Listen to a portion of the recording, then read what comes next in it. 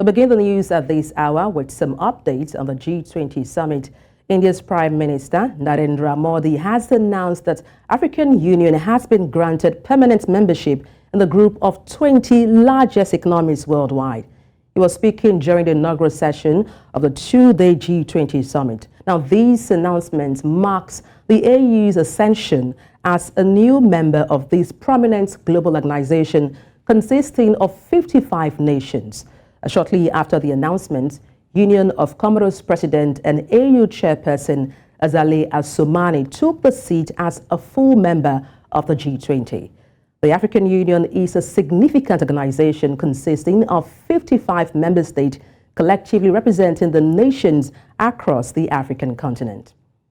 आगे की कार्रवाई शुरू करने से पहले मैं अफ्रीकन यूनियन के अध्यक्ष को G20 के स्थायी सदस्य के रूप में अपना स्थान ग्रहण करने के लिए आमंत्रित करता हूं. Now, to make sense of these new developments, I'm joined by two gentlemen, Achike Chude, who is a public affairs analyst, and Paul Alaje, a chief economist, SPM professional. Let me start with you, Achike. Can you hear me if you're there? Yes, I can. Okay, now, Achike Chude, speak to me about your impression of African Union being a member of the G20. What are the significance? You know, I think essentially it's about Africa's growing importance in the international arena. Africa has not been seen as a very, very important continent before now. Of course, Africa has continued to be the hub around which some of the vital mineral resources of the world, it's where they are gotten from. But other than that, Africa has not been a major player in the global economy. Africa has a total, output of about 5% of global, manufacturing output. And so that gives you an idea of the state of Africa's economy. But the fact that so many other countries are scrambling to have, an engagement with the African continent gives you an idea of the growing importance of Africa, globally, internationally. And of course, we have seen with the BRICS entry of some African countries into BRICS, that profile, the profile of Africa is rising. And of course, it is difficult for you to do away with 1.5 billion of the world's 8 billion population. So about a quarter of the world's population is in Africa. And then, like I talked about, 55% of Africa, of arable land in the world, global arable land, is in Africa. So that tells you that a lot of these other countries, global economic powers, are beginning to see Africa as a place where they need to get involved in and to incorporate them into the global financial system. It is said that in the next 25 years, a quarter of Africa's youthful population, of the world's youthful population, will come from Africa. So these are indications that Africa is no longer the Africa that people, didn't take serious. Africa is now being taken more seriously than before. Okay, let me let me speak with Paul Alaje, who is an economist. Now, 55 member states, African Union, representing all the countries on the African continent, import-driven continent largely. Let's take, for instance, statistics we had in 2018 of the EU-African relationship that shows that 80% of manufactured goods from EU to Africa were about 80%. I'm racking my brain as to what Africa has to offer in terms of international trade. What do you think about that, Paul? Thank you so very much. First, I must say that it's a good development that Africa has now been recognized as part of the G20, as the second bloc, apart from the European nations, that was recognized as a bloc. AU, which represents all 55 member countries of African Union, have also been integrated under the auspices of African Union. But when you look at it, what will Africa be contributing? The first thing is recognition in terms of important capacity to produce and also marginal propensity to export. For Africa is really very low. But the beginning, the thing is that those that make Africa to perpetually depend on them for import are also in the conversation. And I want to believe that Africa will put their best leg forward so that they can renegotiate Africa. Because if we don't, people around the world, we continue to lie to Africa that our position is to provide them with raw materials with little or no value addition. At the end of the day, anyone who produces raw material alone will remain beneath. It is those who have added value that continue to grow. So, but it's a good platform for African leaders to speak with the rest, their colleagues around the world, unlike what has happened before, where their destiny are mostly decided behind them. And if you see any African leaders who is representing the interests of Africa, but are corrupt or have not been able to do this in the best interest of African nation, you could see the new revolution going around Africa from young people having access to the internet and by extension information. Such person could be called to the fore and the destiny of Africa will certainly change. And I believe this is part of the things that would make Africa to be at the centerpiece of the world, of the global conversation. Okay, let me still stay with you, Mr. Paul Alaje. I want to take a moment to digress and scale down to Nigeria, for instance, who, of course, is a member of African Union. Now, for Nigeria, how do you think we can maximize the advantage of being part of this G20? Well, the key thing for us as a nation is being a member of G20. What kind of strength do we have? When you look at African nation, we are among the top in terms of oil production.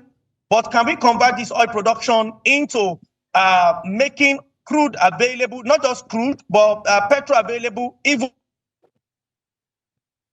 to the rest of Africa? And I can tell you that even African Continental Free Trade Agreement that we signed, we are still looking for who will be the key producer for the rest of Africa. This is an economic bloc which is very significant around the world, from India to China to Brazil to America and to Russia. Is a very key one, key conversation. And I think Nigeria will need to also be represented, perhaps through the president who has been there trying to bring in investment to the nation. So for me, it's a platform for investment.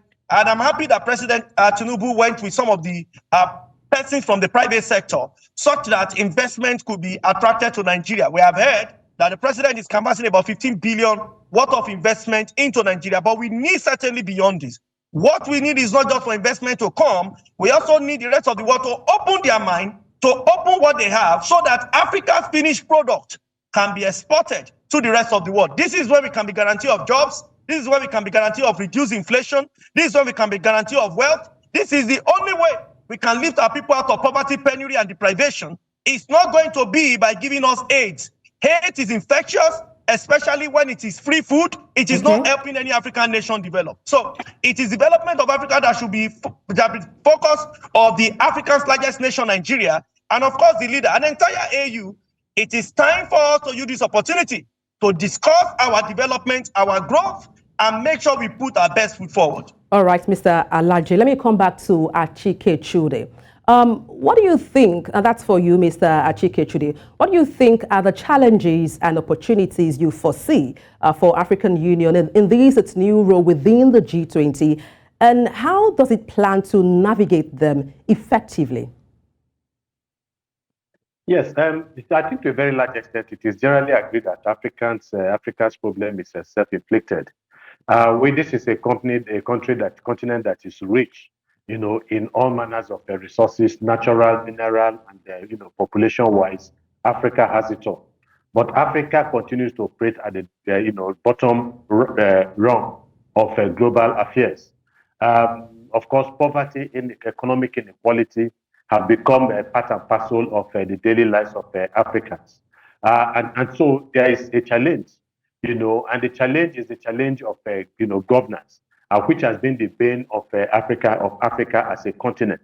Africa is a continent that is also rife with conflicts, and so the disposition of the African leader, African political leadership, and especially the AU, is to look for a way to ensure stability, especially when it comes to insecurity, and then improve on the economic prosperity, of their citizens, to also do as much as they can to increase the level of education within the continent, which continues to be, very low. So the key word actually is good governance. And it is that lack of good governance that has brought about the spate of military coups that we have been seeing across the continent. So if we can get it right in terms of, providing proper leadership and governance within the countries that make up the AU, there will be a position to really stand up to our challenges, globally. Okay, Mr. Achike Chude, I know you touched on earlier on in terms of how Africa should position itself being a member of the G20, but can you elaborate on the potential collaborations and initiatives, for instance, that African Union may pursue with other members of G20 to promote economic growth and stability in Africa and even beyond? Yes, I think they should be talking about the evenness of trade, and all their transactions. Because if you look at it, perhaps I think as essentially as a result of the fact that Africa has not been a continent to reckon with, Africa has not been able to bring much to the table in terms of a global output, not just in manufacturing and in services. They have always relegated Africa to the background. So I think that what the African Union should be doing is to ensure evenness in all of the financial institutions. For instance, the World Trade Organization has always been skewed heavily in favor of the developed countries of the world, essentially the West. And that from the West, you also have institutions like the Bretton Woods institutions, the World Bank and the IMF and the rest. And so we need evenness, we need equality, we need to be given our due recognition at that level, especially when you also consider the fact that Africa is weak. So you need to go the extra mile to also provide the environment under which Africa is going to be able to compete, with other countries of the world. And I think that is what the AU is going to bring to it. And the AU, I think what is also going to help the AU in the process is to also warn other developing countries who want to continue to see democracy in place in Africa and use the issue of the coups in the continent in a way as a blackmail for some of these other countries, to tell them that they need to do something more drastic for Africa, so that Africa can escape from this spate of military coups. So they can use it as a bargaining chip. Okay. I'll take a moment. I'll come back to you, Mr. Achike Chude. I want to talk to Mr. Paul Alaje, who is an economist. Mr. Paul, if you're there, can you hear me? Yeah, I can hear you. Okay, now, what do you think let's talk specifics here now. What are some of the specific economic and geopolitical objectives that African Union aims to achieve through its membership in this G20? And how do you think these can align with the broader African agenda? Well, there are so many factors that have made Africa to remain perpetually under. One of those factors remains the value of different currencies across Africa. If you check most countries colonized by France, you see that poverty reigns supreme in most of the countries. And hardly will you find a country in Africa colonized by France that is truly economic independent. It's not different from what Britain has done to our country, of course, Nigeria, to the rest of so many African countries that continue to live in poverty, penury, and deprivation. So the first thing is, how do we free our people from hunger and currency devaluation? Very recently, the president of Nigeria announced currency flotation and depreciation. And you saw that after that was done, major currency, especially the naira, was badly devalued. And that has tremendous negative impact on inflation in Nigeria, which is about 24%. And you saw what followed it: hunger, poverty, and deprivation in the country. Right. Gentlemen, your final thoughts as we wrap up on these conversation about African Union joining the G20 summit. I'll go to you now, Mr. Achike Chude. Your final thoughts. Yeah, well, I think it's an opportunity, really. And Africa has been having these opportunities, especially in recent times. The world is focused on Africa. And the reality is that with the plethora of people, of countries, are trying to make entrance into the African market, it provides an opportunity for Africa, because Africa, in a way, has become the beautiful bride. So, what a beautiful bride does is to weigh up all of the people that are coming in marriage, and to make the best choice. It's not as if we're saying that, look, we're going to keep everybody at arm's length, but we should be able to negotiate on the basis of the fact that we're in a position to make, we are spoiled for choices. And then that puts us in a position to negotiate in a way that benefits Africa, not the lopsided negotiations we have had all this while. Africa is not a continent to be reckoned with, and that puts us in a position to, negotiate positively. But there must be a unanimity of purpose. The African Union, this issue of, different African countries negotiating with different global power blocks, is something that should stop. Because if you negotiate from a position of weakness, obviously you're not going to get the best out of that negotiation. So as a continent, as a bloc, we are much more powerful. And from that perspective, we should be able to have this negotiation. But first of all, we must have unanimity of agreement on virtually everything we want to negotiate on, and then push it to the global body, and then push it using the power of 55 countries in the continent to be able to get our way. All right. Thank you, gentlemen. Achike Chude, Public Affairs Analyst, and Paul Alaje, Economist, SPM Professionals. Thank you, gentlemen, for your insight on this. It's a pleasure. Thank you so very much.